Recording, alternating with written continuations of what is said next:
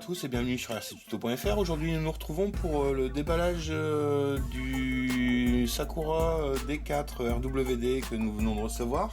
Voilà, donc nous avons commandé ça chez notre partenaire Asiatizobi. Voilà, donc nous allons commencer tout de suite à ouvrir le colis, le carton.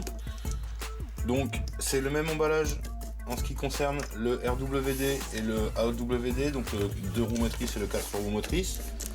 Donc pour rappel, le Sakura D4 est un châssis de drift. Voilà. Donc au déballage, nous retrouvons des petits sachets bien rangés, voilà, des sachets numérotés, donc sac 9, sac 6, avec d'autres sachets à l'intérieur. Donc c'est très propre de conditionnement. Voilà, le pare-choc, les supports de carrosserie. Vous avez ici les amortisseurs à corps plastique, mais à accessoires aluminium, voilà. Donc avec de l'huile 350. Les ressorts. Vous avez ici les axes de roue avant, les fusées KPI. Voilà, sympathique. Tout ce qui est couronne, pardon, la courroie doit être à part, elle est ici, voilà, avec les supports moteurs, d'autres roulements, les fusées, voilà, impeccable. On a ici le châssis, donc un châssis graphite, châssis bas, le châssis haut qui doit être à part, voilà, les triangles avant. Voilà, support de triangle.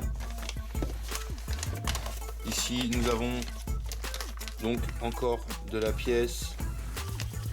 Alors ça, on sait pas trop ce que c'est, mais on va vite le savoir.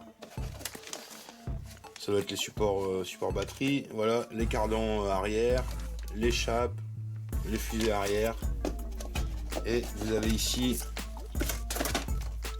le manuel et une plaque de stickers.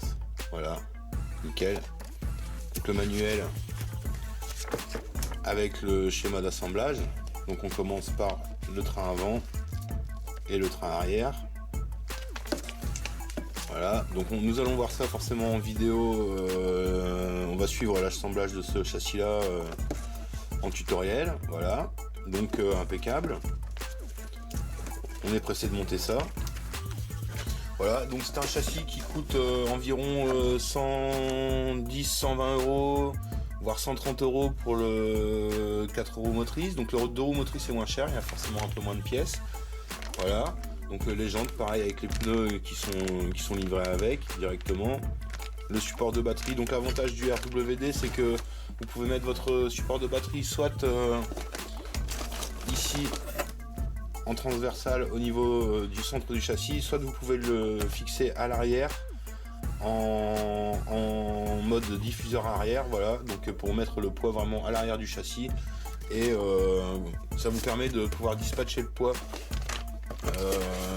selon la surface et selon la glisse que vous souhaitez. Voilà, donc on est pressé de monter ça, hein. On refait un petit tour sur les pièces.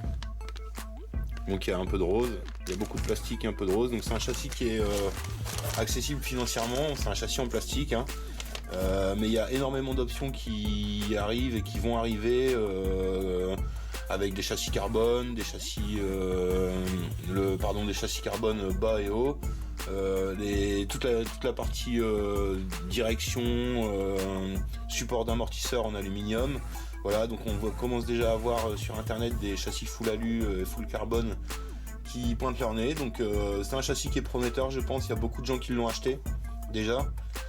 Et donc voilà, je pense que ce châssis a du potentiel. Maintenant il reste à l'assembler et puis l'essayer pour voir le résultat. Voilà, donc merci à vous de nous avoir suivis. Donc le châssis vous pouvez le retrouver chez Asiatizobi, notre partenaire. Vous allez pouvoir aussi bientôt trouver les options chez Asiatiz aussi et chez Ospeed.